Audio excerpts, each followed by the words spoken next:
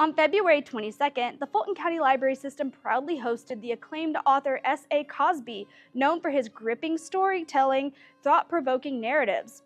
The event featured an engaging discussion led by Rose Scott, a moderator from WABE Atlanta. Throughout the evening, Cosby shared insights into his latest novel, All the Sinners Bleed, captivating the audience with anecdotes about his written journey and the themes woven into his work.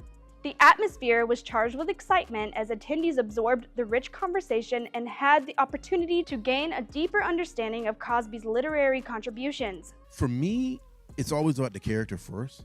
I have to visualize what the character is, who he or she is. I have to understand them. Like one of the things I do, part of my process is I write pretty extensive biographies for my main characters, and a lot of that stuff doesn't make it into the book, but it gives me a context to create this character, to make this character a person.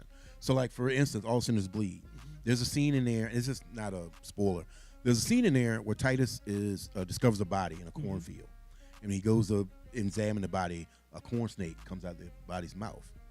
Well, what you don't know, and what his deputies don't know, is that Titus is afraid of snakes, because that's in that biography. So when he was 14, he got bit by a copperhead, but he can't show that. And so I know that, so that informs the way he acts in front of his deputies. It informs the way he examines their body. And it also gives you an idea of how strong his will is, that he's able to do that even though he's terrified of those animals. So for me, character comes first, and then I build a story around them. Somebody told me writing is putting a character in a tree and throwing rocks at them. And that's and see how much they can take. And so for characters like Titus, Titus can take a lot. It's a running joke that he don't get no sleep though. No. In terms of Titus, because I'm curious, was there any other inspiration in creating? And I can tell that Titus, you said Titus is a sheriff in this town. So was there any other inspiration? Yeah. So really, All the Sinners Bleed really started out as a very different book. I started writing that in the wake of the murder of George Floyd, and I wanted to use a small town sheriff's department to talk about policing in America. But what I realized as I was writing the book, I was too personally involved. I couldn't give the book the distance and the deference it needed. And so I shifted gears and made it into a mystery. And Titus was inspired. So back home, back in Virginia, in my hometown, we've never had a black sheriff.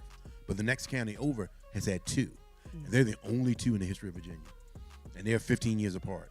And so for me, I wanted to talk about a character like that.